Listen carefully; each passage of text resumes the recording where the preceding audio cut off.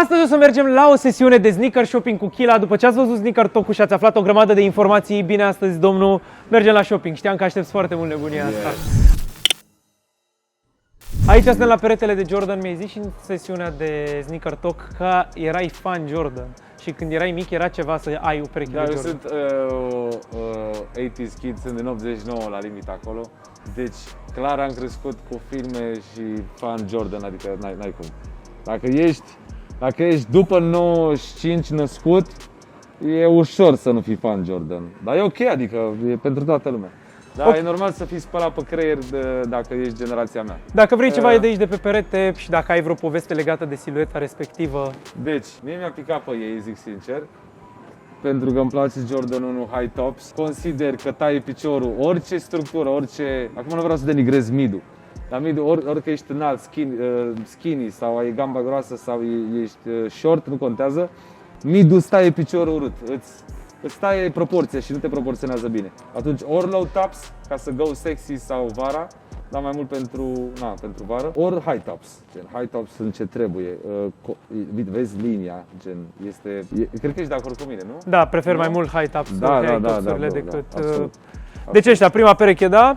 Da. Stai un pic. Băieții! Ăștia îi ador și pot să-i asociez cu cromatica hainelor pe care o port în prezent. Mi-am luat foarte multe Și zic haine. ceva, o să rămâi șocat. Este o pereche care are aero acolo, se vede. Asta am vrut să zic. O să fie cool. O să fie cool și cred că-s mega comod. Uitați-vă și voi talpa asta aici, nici eu nu știam. Da, nici eu n-am văzut asta. Acum am văzut-o și eu prima oară. Mega cool. Ăștia sunt o pereche de CMFT. Asta nu este o ascunzătoare, ok? Care există acum pe perechile de Travis, știi?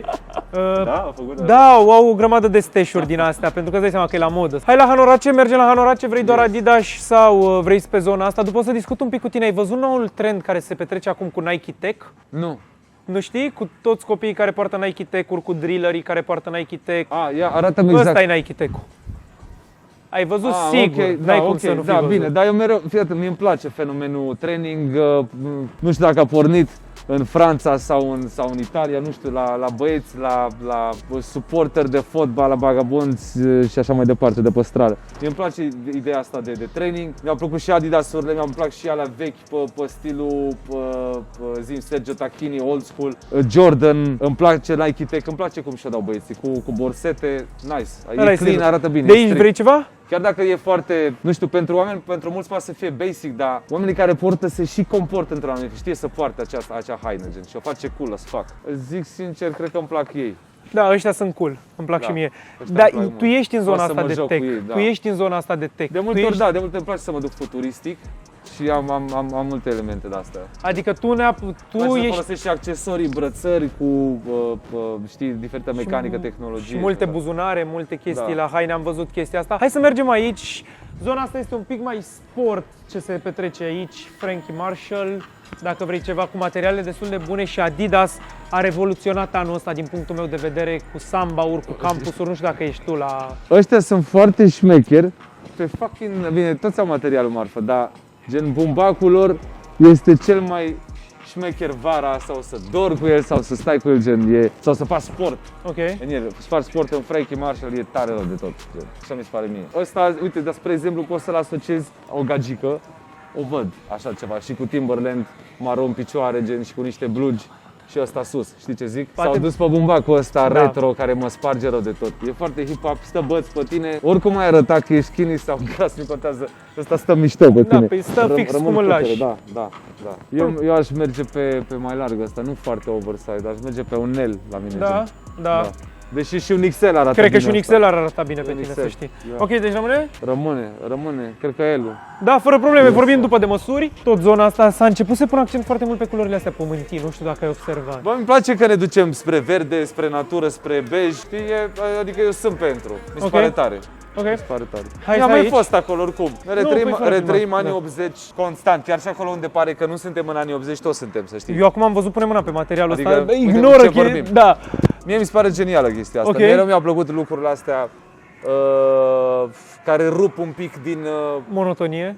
Da, rup. Adică o asociez cu MF Doom, cu părțile lui, cu cereale, cu gen... Mi se pare un mare rockstăreală chestia Da, asta, și mie îmi place. Ăsta e ok, da, ăsta chiar îmi place, mi se pare ok. Da.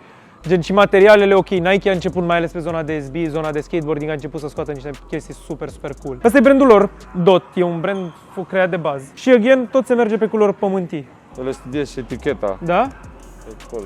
Îți place să cauți și în spatele tuturor? Bă, da, mie îmi place, mă uit la detalii, mă uit cum se prezinte, mă uit cum își vinde, mă uit cum își prinde felul de prindere a etichetei și cum e elaborată eticheta. Când se pune mult preț și pe etichetă, adică Ți se pare că e ceva ok? da, adică s-au gândit în minim detaliu la tot. Ăsta chiar e cool. Mie ăsta îmi place mult, îmi place gulerul ăsta, îmi place materialul, îmi place culoarea, e tare rău de tot, l-aș purta, mi-a sărit în ochi. Vrei? Da. Ok. Nu problemă, alegem măsurile după. Ia vezi asta de la Puma, bine, materialul, nu neapărat să ți-l iei, cât materialul. Wow, fain, ăsta e atât de 90s material, dacă ar putea lumea să simtă pe cameră. Da, ăsta e fix materialul de atunci. Aveți ceva interesant Da. în spate. Man. Îți place? Da. La 3-1 mai larg. Da, vedem după de măsură, dacă vrei, zi-mi. Aici mai e niște New Balance. New Balance, nu știu dacă ai observat cu 550-urile și cu astea, nu știu dacă ești tu neapărat la Bă, sunt în pentru, temă cu... mi se pare mișto ce fac. Adică e cool. Pentru Anul cine ăsta e anul stilul New ăsta. Balance-ului. Deci pentru Dar, toată lumea a zis. Dar trebuie să fii foarte atent cu cum le asociezi, cum compui hainele. Adică poți să-ți dai foarte șmecher. Travis multă vreme a ținut New Balance și asocia mișto. Era gen trash, dar high-tech în același timp combinat futuristic, dar trash post-apocaliptic cumva. Foarte mișto chestia aia. Okay. Dacă ai accesorii, dacă ai, știi, ești îmbrăcat ca și cum ai fi un soldat al rezistenței într-o lume utopică, în sărbăticie, dar trebuie să fii și high-tech în același timp. New Balance te ajută rău în asta. Da, nu s-au ei wow pe materiale. Ăia nu i-am văzut. Vezi că sunt mișto pantalonii. Ok, da, și interesant materialul. Și uite finalul, că toți au pula mea cu șiret, tare, dar gata, am înțeles că vrei Ce e aia toți cu pe elastic, blazer. gen jos? Da, this is different, îmi place mult. Putem să punem deoparte și vedem după dacă o măsură da. fără probleme, băieții. Da. Să rămână? Tare rău pantalonul Și ăsta. aici e Russell-ul, cred că e o zi de Russell 100%, e tot la fel pe zona asta de... Russell, deci eu asta gen văd la gagici mult, văd foarte mult la gagici. Sau nu neapărat gagici, spre exemplu, uite, un Fine Tyler the Creator, da? Ca să vorbim acum în ce termeni. modern și oricum Tyler e cool as fuck, adică El, ce da. vorbim. Uite, mie cine mai Dacă îți place stilul lui, poți să abordezi asta. Cine mi se mai pare mie crazy, Tommy Cash. Da. Mi se pare crazy rău, gen. este. Ăla mi se pare gen alt stil din toate punctele de vedere. La un moment dat am crezut că se întâmplă o piesă cu doi americani și cu el, că s-au întâlnit în lift și au avut și un episod, nu știu, nu o să povestesc, da. Ok. Cu cine ai lor, gen? Ei cu... Da. Când Eram acolo la festival, când a fost... Cred că la Cluj sau la Szeged, când am cântat la Szeged, nu mai știu. Păi el a cântat la Electric. Probabil atunci, dar vorbesc de niște ani în urmă, când eu eram în șatră. Ok. Da. Era cool să întâmple asta. Da. Era mega cool. Right now el Cred e... că doar au făcut niște poze și nu știu ce au, da, sunt niște tâmpiți toți. Stilul lui Guță el așa un pic. Guță nu-i doar atât, asta e o parte din Guță care e așa, Guță e vast, adică pe cât e de diabolic comic, pe atât e și de serios și poetic. Eu am rămas șocat despre vârsta lui când am aflat-o. Vârsta e doar un număr. Da, adică... eu am rămas șocat la el. Am ajuns la marele perete de Adidas și perechile de Air Force de care ai amintit și în Sneaker Talk. Prima ta pereche de Air Force One Triple Black. Ei bine, Air Force și acum sunt mega la modă. Ai observat sunt mega la chestia modă, asta? eu nu-mi iau deloc. Îmi plac, am avut prima pereche pentru că erau cu Machiavelli și cu Tupac și mi-a plăcut mie combinația. Dar pe cât sunt de frumos și arată elegant în picioare și nu mi se pare nașpa că vezi la foarte mulți oameni, arată clean, arată foarte bine. Gen, e ca și cum ai vedea mocasin pe vremuri la toți bărbații și zici, what the fuck, m-am plictit de mocasin. Depinde dacă îi poartă bine lumea, știi? Ok, deci... Dar minusul lor, că pe care știe toată lumea, îl iei și nu poți să urci o scară măcar, că dacă ai Crisuri, făcut da, așa, normal. you do it și la arunci la gunoi. Nu poți să faci o pereche de Adidas pe care să o porți o săptămână, două și să arunci la gunoi. Știi că există oameni, N-ai cred cum. că inclusiv, nu mai știu cine în afară, e un artist foarte mare de trap, nu mai am un lapsus acum mare rău de tot, care are o pereche pentru fiecare zi, efectiv în fiecare zi, la fiecare de asta, el are o pereche, o poartă și gata. Nu, vorbim de Dr. Mike Tyson, Nu, eu cred că vorbim de Dr. Dre, eu așa știu. de Dre, Da. și Mayweather face asta cu perechile de Air Force, nu I știu, don't am know. un lapsus. Uite ce asociere de culori frumoasă. Ăsta dacă era mai burgundi, cred că. Da, ai dreptate. Da, Și aici ăsta mi arată se mai pare bine, la crazy. prinde lumina, vezi? Da, acolo, știi cum e, luminile de magazin, e normal Da. să-ți fure ochiul. Și ăștia mai sunt acum niște Bă, reinterpretări ăștia îmi plac cool. mult. M-am Da? uitat la ei, da. Îmi plac mult. Adică eu cu stilul meu, cu ce port, la pantaloni scurți, cu ciorapi, cu pantaloni așa, cu chestii pe tine, accesorii, arată foarte cool. Cu o vestă antiglonț, nu știu. Aici perechi de Air Max. Cum ești cu Air Max-urile? Ce părere ai avut despre Air Max-urile astea? Cum le-ai perceput? Despre astea? Despre orice, în general, Air Max-uri. Mie mi se pare Asta că... când am ajuns în Italia în 2003, toată lumea avea de-astea și ei le numeau squalo. Ok. Seamănă cu un rechin, dacă te uiți, poți să asociezi cu un robot de rechin. Da. Nu mi-a plăcut niciodată. Never. Nimic, niciun model. Nu e unul, gen. Pot să înțeleg la oameni în picioare, pot să înțeleg la o gagică ăștia, nu știu. Dar nu, Și cu Vapor Max-urile la fel. Uite, când au ieșit Vapor Max-urile, mie alea mi se par perechi de cămătar. Mie alea, efectiv, cămătarul de dar la România băiatul ăla le care se poartă. îmbracă că sunt și unele mai scumpe. Dacă te îmbraci gen Franța, în băiat de stradă, da?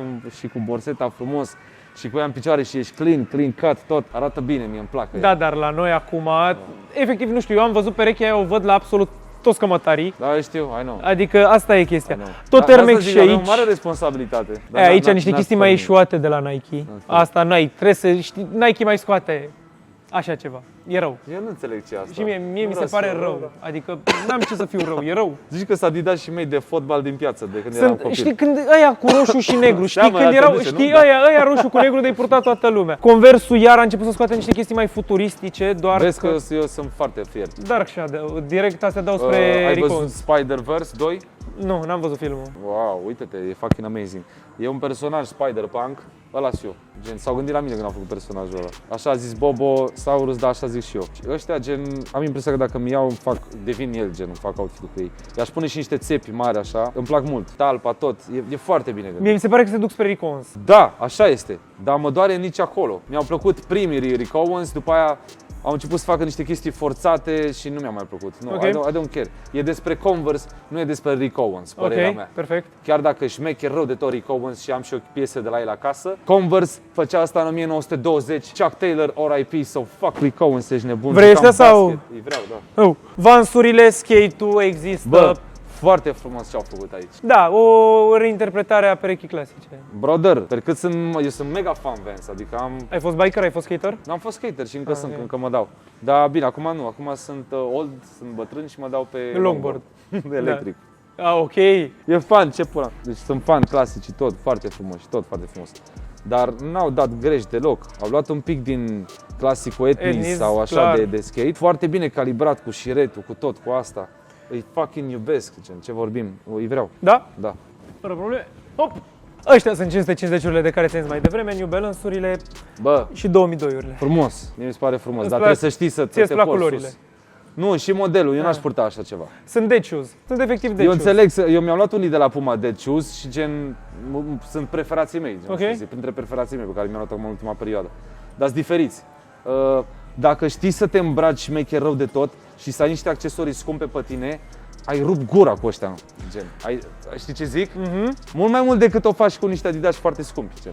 Dacă știi să Contează compui sus, să ca lumea uite, rău. eu am un și problem. dacă, fii atent, dacă te dai jos dintr-un Porsche de 95 sau un ursuleț, Nu mai zic. te dai jos dintr-un BMW ursuleț făcut ca lumea și ai ăștia în picioare și ești foarte old school și gen un Rolex auriu, du-te în mea, adică Bă, ești eu nebun. zic, uite, eu zic o chestie, că eu nu sunt fan mașini. Bă, da, am început, am Da. fost la un garaj și am văzut niște mașini din astea old. Bă, mi se par gen 200 de nivele peste ce scot ăștia acum, nu știu de ce. Da, Cum arată. nu mai iau o personalitate, nu mai Asta iau e nici în, adică mașinile erau sexy înainte, le asociai cu nave spațiale, cu femei, aveau o personalitate. Gen, acum e multă monotonie în design. Asta mi se pare Adidas de controlor de RATV. Ok, perfect, ok, notat, ok. Nu vreau să zic altceva. Ok, Adică îmi plac notat. mult Adidas și dacă vrei să vorbim de design, pot să fiu și răutăcios. Uite cu ce mi se natural. pare mie că a dat Adidas lovitura.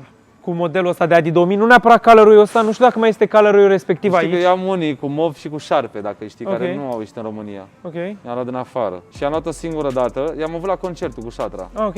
la Mioveni. Și acum mă uit, nu mai îmi plac deloc. Nu? Nu, Ok. i-am văzut ce la cineva în picioare, zis ce tari sunt, când îi văd de aici îmi plac. Ăștia i-a Dar când purtat mă uit de 6 aici 9 pe așa, scenă da? când a fost acum. Da. Când văd chestia asta, I don't know.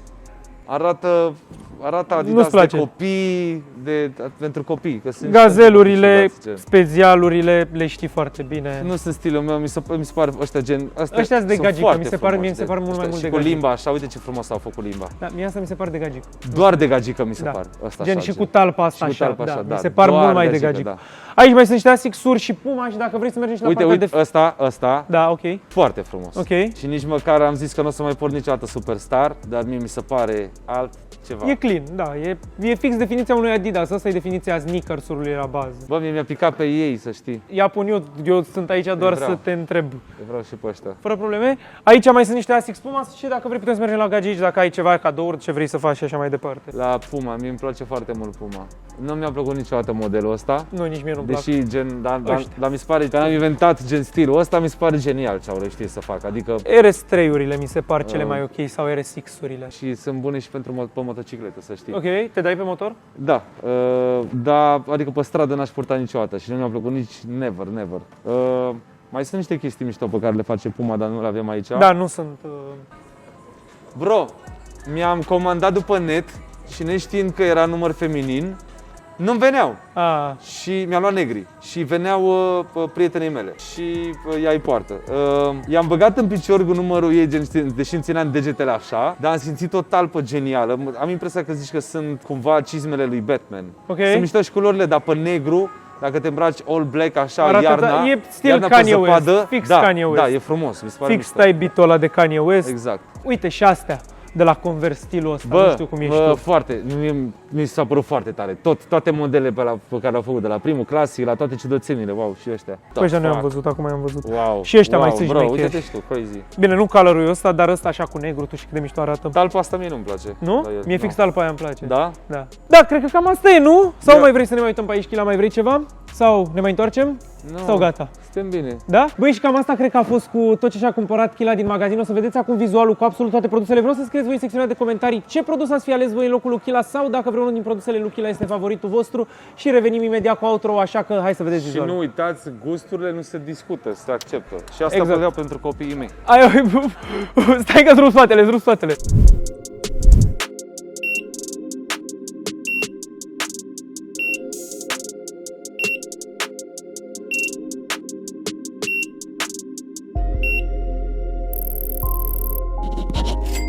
Și cam asta a fost și cu sesiunea de sneaker shopping cu Chila. Cred că unul dintre cele mai mari bonuri pe care le-a făcut, le-ați văzut mai devreme. Mulțumit, domnul! Nici n-a fost greu să-mi găsesc tot fel de chestii, bro. Gen, eu îți mulțumesc foarte mult. Eu mulțumesc foarte mult că ai venit și da, fraților, cam asta a fost cu clipul de azi. Ca de fiecare dată, nu uitați de like, share, subscribe, toate alea, nu uitați de follow pe Instagram la Georgescu Chila Foni. Și da, fraților, eu am fost Georgescu, ne vedem data viitoare. Merry V-am pupat, Christmas! pa! Gata.